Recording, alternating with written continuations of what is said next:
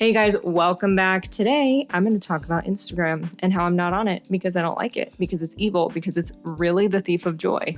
I quit Instagram in January 2023 officially. I feel like none of these things are things that are going to surprise anyone, but I'm still going to walk through the different reasons why I think Instagram is really not the place to be. Unless you're selling something or you're just following accounts that are actually giving you amazing advice, like for sure there's a place for that. But I don't feel like people really use the platform for that. I think they sprinkle it in. For the most part, we're looking at social accounts. So I'm going to go through 8 different ways and reasons as to why I'm not on that freaking platform anymore. So stupid. Why do I pick a 100-degree day to do this? Oh my God. Stupid. Your girl's getting redder as she goes.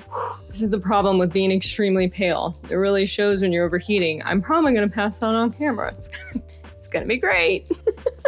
Screen time. Screen time. And before anything else, if you have been on your phone for way too long and you're watching this video, you can turn it off. It's okay. We're a new channel. We don't need all the views right now because they don't really matter at the moment. You can just turn it off and go outside and get some fresh air. Now that I said that, and I reminded you while you were watching a video that you might not want to be doing that if you've been doing it all day. Go take care of yourself. It's okay. It's okay. If you find value, come back to it later. Screen time. Let's get back to it.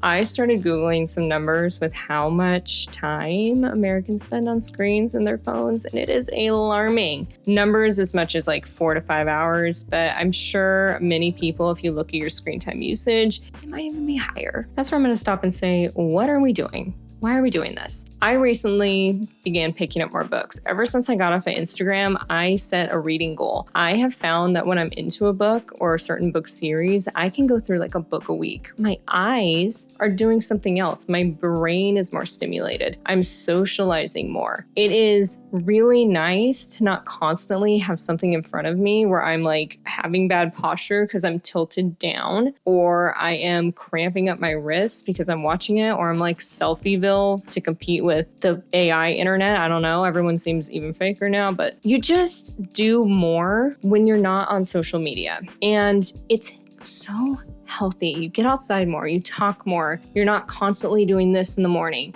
You're not cramping up your thumb. You're stimulating your brain more. So limiting that screen time started to better my mood, better my activities, better my social life. It was really, really solid to move away from that. The second reason before I pass out from heat rash is the fake bodies, Facetune, all these people with these surgically enhanced bodies. Let's be very clear. Do what you want. That's fine. I have no issue with it. You're insecure about your nose, do it. Your body, do it. It's not my bill. I'm not out here paying for it. I don't care. But the problem I have is people push it, or then they push an exercise program with it. Like, that's what did it.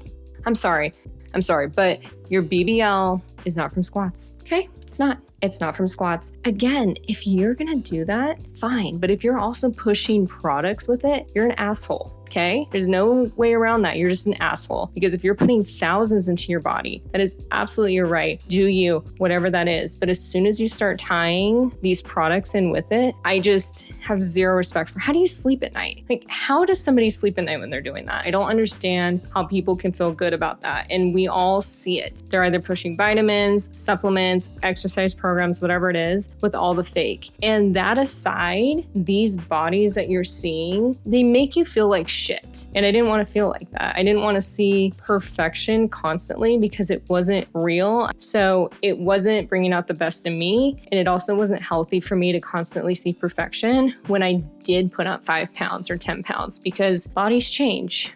Instagram was asking me to spend my money. It was. Every time I would scroll, every 2 or 3 images, there'd be an advertisement perfectly curated to me. And it looked like it was trying to help me out with my searches. Show the girl what she likes. But really, this little algorithm was just pushing consumerism. And I know this is not a surprise to people, but until I realized how often those ads were popping up, I had no idea how much they were asking me to spend. And people get sucked up in this because you have that, what's it called? The lifestyle creep, where you want to constantly look like you're keeping up with the Joneses. It was just glaringly unbelievable how much it pushed spending. So instead of saving and investing, people are probably buying the newest Stanley Cup or the newest TV or the newest sweater set that their favorite Instagram influencer has, just getting sucked into this consumerism culture. That was my reason to say, you know what?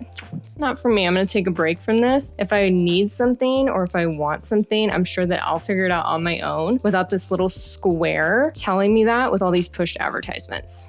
Some friendships and connections from people long ago had fizzled out. They were done. I didn't need to be in touch with these people from high school. I didn't need to be in touch with these people from college. And yet you have all these randos that may have been part of your life a short period of time. Maybe they were fun at some point. At the end of the day, you really didn't know very much about them, or you didn't want to keep up with them, and vice versa. They're not reaching out to you about anything. But for some reason, there's this unspoken knowledge on social media where if you delete somebody, that means something, because then you come up in this little line item that says, do you know this person? And if that person knew that they were friends with you at one point, then all of a sudden they're deleted from your account and you're floating around in there. Do you know this person section? That means something socially. Why did this person delete me? Why I must have done something. I must have offended her, when really it was just because your friendship had run its course. You didn't need to stay in touch with that coworker anymore. Kind of saying it's like a big F you to that person when it actually shouldn't be. And if you look through your Instagram friends, I'm sure you can point to a few people where you're like, I knew them once for like 10 minutes, and now for sure if I delete them, it's going to say something to them. Maybe they won't care, but for the most part, people do. It's like I don't even know how to explain it, but it is like this strange cycle where you have to hold on to all these connections that you've had. And I don't know if we're built to have the capacity to maintain all these, or maybe you don't want your life in front of all these people, but you kind of feel like you have to keep it that way because you're too nice. And I had a lot of old connections that I knew I didn't want to be connected with anymore. So why am I still sharing my life with them? Look at this.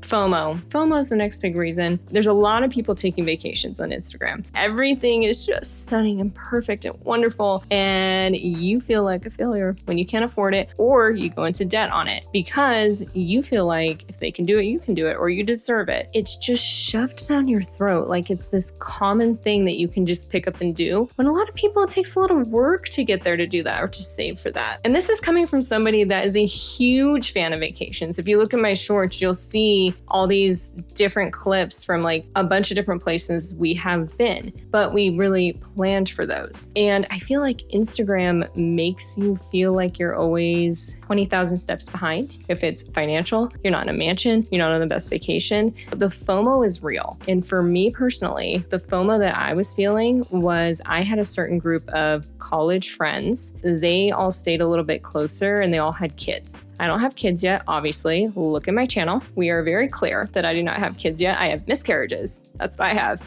Dark humors here. I found that I really felt left out. Even though these were family events, I didn't have kids, and it wouldn't make sense to be part of that, it still hurt because I was connected to them and followed them and was watching that. It came back to that if you delete somebody, it means something. So it's not like I could do that. I guess I could like silence it, but let's be real, I'm not a silence it girl. I'll still go look. I was being faced daily with reminders that I wasn't part of the group anymore. And there's no one to blame there. It was one of those friendship groups that was kind of fizzling out. It took me a long time to realize and accept that because they were in different phases of their life and in different location. Because Instagram gets this grip on you and you can't separate from it, the FOMO was real. And it was hurting me. And so there's the vacation stuff. I have to mention that because a lot of people see that. But for mine, it was like a friendship thing. I felt very left out. And it was something that if I wasn't on social media, should have filtered itself out naturally. We've touched a little bit on the beauty stuff, but a big one for me was being in my mid-30s. What Instagram was doing was it was cultivating a fear of aging, which is really sad because, again, I've mentioned it before, I work in a hospital with kids that won't age because they're not going to make it. Like, that's what I see when I go to work. When you're in the medical field, like my husband and I, you see people that aren't going to age because their life was taken from them too soon. And when you look at it like that and you go on Instagram and everything is the facelift and then the Botox and then the pull this and then you pull this back, you pull this back and then the filter and then this, you start to smile in the mirror and what you see is what's happening right here or right here or right here. This isn't sharp enough. This isn't tight enough. This is an age spot. And the influencers and the product lines and everything there is telling you you're not enough, but really trying to just keep aging at the forefront of your mind because it's very easy for them to do that to women because we're kind of like not allowed to age, right? That just seems to be society's thing. It's a weird combination now of body positivity, but you're not allowed to age. There is that balance. Like I've said before, I probably will want to slow it down a little bit here and there, but I want that to be what I want to do, not pushed on me constantly, not constantly being shoved in my face. You're not enough. You're not enough. Buy this, buy this, buy this, do this needle, do that. I want it to be, if I want to do something, it's because something's kind of bothering me and I'd like to adjust it a little bit naturally, slowly. And that's even if I want to do that. What's left out of the conversation is it's a luxury to age. It's a luxury. Okay. And again, I see the kids that don't. I never want to lose that realization and that understanding that growing old is beautiful in itself. And I need to remain grateful for that. So grateful and not afraid of it. And I feel like Instagram is a place where it looks beautiful, all these things they're talking about, but it's cultivating a fear of aging. I never want to be that person that's like, that's 65, I don't want to do my birthday anymore. Just gracefully and gratefully is the goal. And I feel like all Instagram cares about is gracefully on the verge of very fake, on the verge of once you're old, you're not worth anything anymore. And I hated that about that app and about the way that people function on that app. So that was another reason I got off of it. The final reason why I got off Instagram was it is so freaking toxic. It is so toxic. Like if you look at comment sections, things that people would never have the guts to say to people's faces, they are just ripping these people apart. I don't care if it's a celebrity. I don't care if it's somebody that deserves it per se. Like, what are we doing? Why are you yelling in somebody's comment box at them? Like, I don't know, I believe in karma. And I feel like if you do something bad enough, hopefully you deal with the legal system. But like normal people, even me, I'm a no one on YouTube, guys. Okay, I'm a no one. I am doing this for fun, seeing what happens. It's kind of enjoyable. Like I said, it's me talking. It's not me getting bombarded with things I don't want to get bombarded with, like Instagram. And even me, like I put some stuff up and it's like they started attacking my husband because my husband was like, supporting me. And like I put a thing up of eggs, how to cook eggs, and somebody's just like, well, just to let you know, they look dry and that's not how you cook eggs. I'm like, what are you doing? Then don't make them like this. Why are you spending the time to bark at somebody online?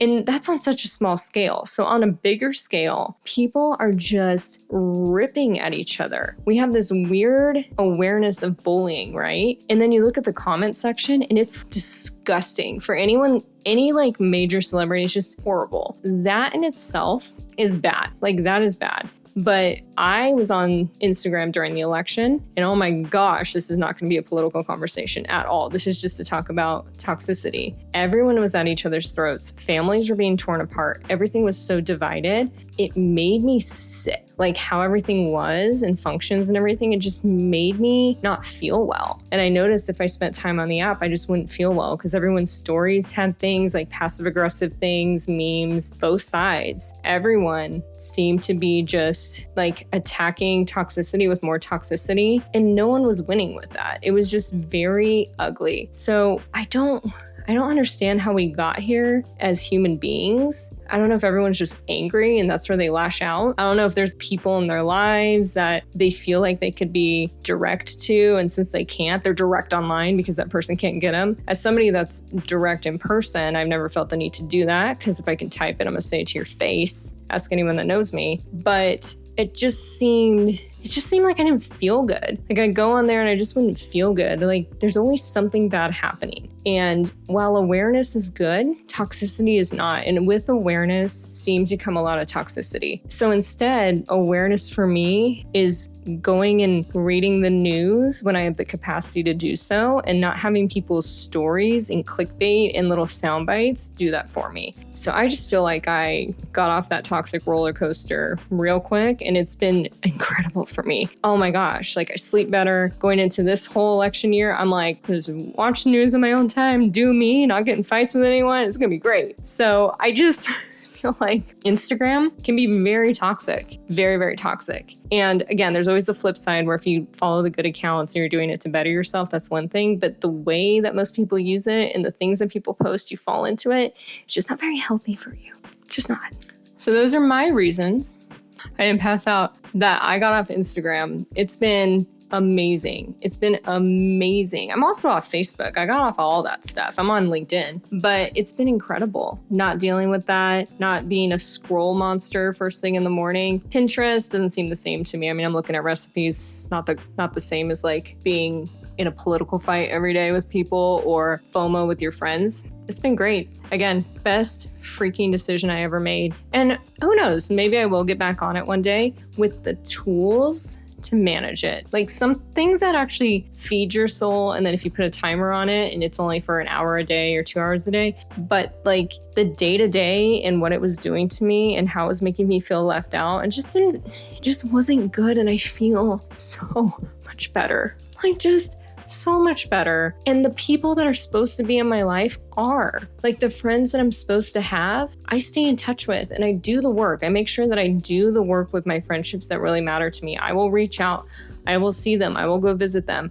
We don't have a connection of just like I'm hearting your picture or I'm writing something in the comments to maintain something with you. Naturally, it builds your circle to what your circle should be, instead of feeling like you have a big circle, but it's really just a bunch of noise around you making you feel special because there's 500 of them that actually don't care about you. I don't know if I have 500 people that care about me. If you're noticing any of this, if you're being too spendy, or if you're feeling like shit because everyone looks great in a bikini, or if you're anxious because you're just getting political memes thrown at you, or if you feel like you're behind because everyone's on the best vacation of their life, maybe you should consider this. Maybe you should. So that's my story on it. I feel like if you are being negatively impacted by it, consider being off of it or turning it off or silencing it for a while and see how you feel. And also pay attention to how many times these ads are running. Pay attention to that, and pay attention to how many times you're buying stuff you don't need, because that is their goal. That is their goal. Yeah, check yourself. Thank you so much, and I'll see you next time.